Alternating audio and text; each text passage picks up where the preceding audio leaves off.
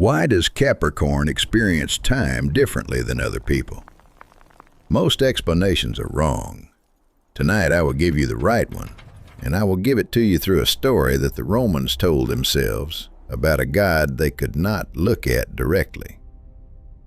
There is a story from Latium, from the oldest layer of Roman memory, before Rome was a city, before Italy was a name on any map.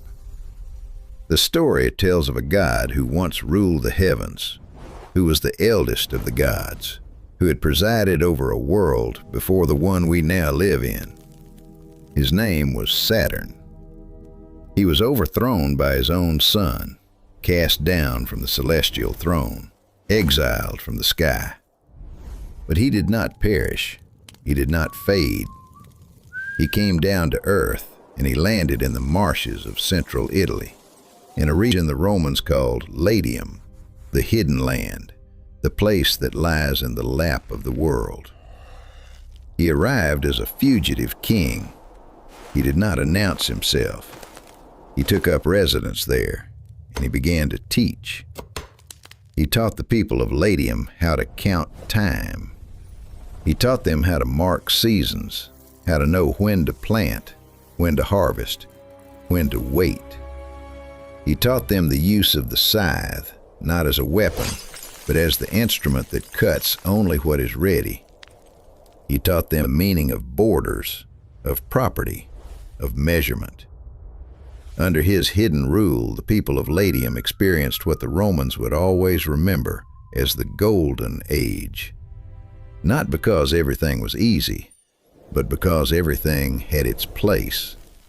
Every grain in its season, every act in its proportion, every promise honored to its end. This is the God who rules you, Capricorn. Not the planet exactly, the archetype the planet carries. Saturn is the deposed king who landed in the lap of the world and began the patient work of teaching mortals how to measure.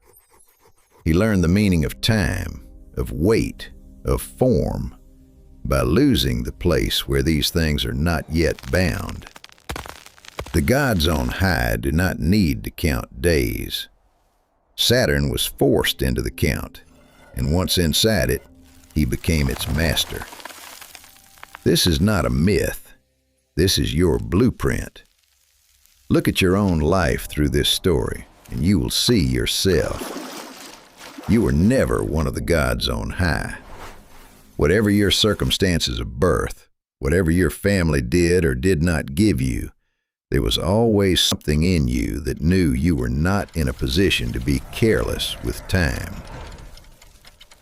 Other people in your childhood seem to have access to a kind of dreamy permission to waste an afternoon, to forget what day it was, to lose track of how the hours passed. You did not have that permission, even when nothing was forcing you to keep track. You knew, somehow, that the hours mattered. You knew that what you did with them would be remembered. This is the deposed king inheritance. You came into the world already knowing that the heavens are not your residence. Your residence is the lap of the earth, the place where things must be measured, structured, counted. While other children played with the freedom of those who do not yet understand that everything ends, you watched the clock without being told to watch it. You felt the passing of summer as a kind of small grief. You knew, by the age of 9 or 10, that you were not going to live forever, and the knowledge did not paralyze you. It organized you. Look also at your relationship to borders. Saturn taught the people of Latium the meaning of property, but more deeply, he taught them the meaning of edges, where one thing ends and another begins. You have spent your life noticing edges, the exact moment when a conversation should end, the precise line between someone offering help and someone trespassing, the boundary between what you owe and what is being asked of you beyond what you owe. Other people experience these as fuzzy, negotiable, contextual. You experience them as the places where the structure of the world is most visible. And look at your relationship to scythes, not the literal tool, but the function. You know how to cut what is ready and leave what is not. You know how to end relationships, projects, situations, identifications that have completed their cycle. You do not enjoy this work, but you do it when others cannot, because Saturn taught you that the scythe falls only on what the season has already finished growing. To leave the ripe wheat standing is not kindness, it is rot. You are an inheritor of the deposed king's teaching. You are a Latium shape, a measure keeper, a border walker. There is a fourth recognition, and it may be the deepest. Look at your relationship to work. Not the cliché of Capricorn workaholism. That is the surface reading. Look at how, when you are doing real work, time changes shape for you. The hours stop being hours. They become a substance you are inside, and the substance organizes itself around the task. You enter a state that is closer to ritual than to labor. You do not, at that point, want to be interrupted. You want to be left alone with the work, because the work and you are temporarily one substance, and any external presence breaks the structure. This is Saturn at his teaching. The Romans call this kind of attention religio, the binding together, and they understood that it was a form of prayer that did not require words. Now I will explain to you the astrological mechanics of why this is so, because the myth is not enough on its own. The myth tells you what, but you also deserve to know how. Saturn is the outermost of the 7 classical planets. In the old astronomy, the 7 moving lights, Sun, Moon, Mercury, Venus, Mars, Jupiter, Saturn, were arranged in nested spheres around the Earth, each sphere larger than the one inside it.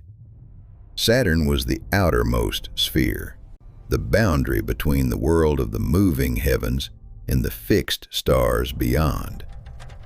To be ruled by Saturn means, in the most literal cosmological sense, to be ruled by the principle that defines the edge of the known cosmos.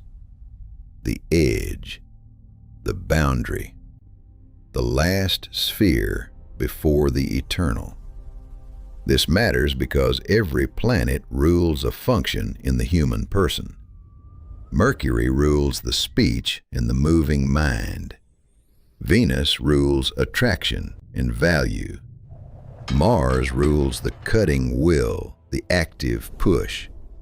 Jupiter rules expansion, generosity, the principle of more. And Saturn, the outermost, the boundary keeper, rules 3 specific things together. And the 3 together constitute what makes you a Capricorn at all. Saturn rules time. Not time as duration, the way a clock measures it, but time as compression, the way reality forces itself into a shape by the pressure of moving forward. You feel time, Capricorn, in your body. You feel it as weight, as the accumulating residue of every commitment you have honored, every promise you have kept, every load you have carried. Other people experience time as a river they swim through. You experience time as a substance that has settled into you and become part of your structure. Saturn rules form. Form is what time leaves behind. The clay shaped by hands, the building raised in stone, the marriage that has lasted 30 years.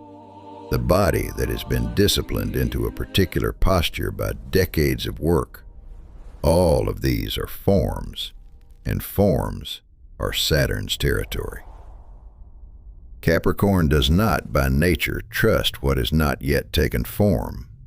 The unfinished, the sketched, the merely intended, these things make you uneasy until they become what they are going to be.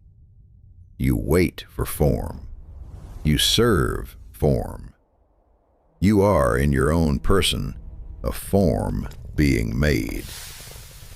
What I am giving you here is the architecture of Saturn's rule, the function that does not change in any Capricorn, in any year of life. The architecture is constant. What is not constant is the timing of when this Saturnian pressure intensifies, the windows when the deposed king inheritance is most active in your chart, and the cycles when Saturn's transits engage the specific degree of your sign. That timing, by week, by decade, is what I track on the Patreon. The foundation tier maps the weekly mechanics. The inner circle tier breaks the activation down by your decade, early, mid, or late Capricorn, because Saturn's hand falls at slightly different angles depending on where in the season you were born. Saturn rules weight.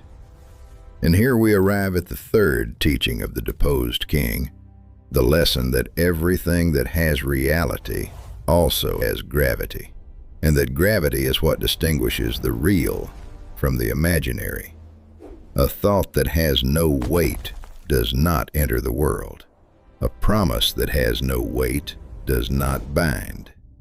A relationship that has no weight evaporates the moment circumstances test it. Capricorn knows this in advance. Before you commit to a thing, you are weighing it. Not consciously, not as deliberation, but structurally, the way a scale registers what is placed on it. You know within seconds whether something has weight enough to deserve your time, and you know within minutes whether a person has weight enough to deserve your loyalty. Other signs sometimes mistake your weighing for judgment, for coldness, for slow to warm. It is none of these. It is the sensor that the deposed king installed in you the moment Saturn became your ruler, and it is the most accurate sensor you possess. Now feel your shoulders.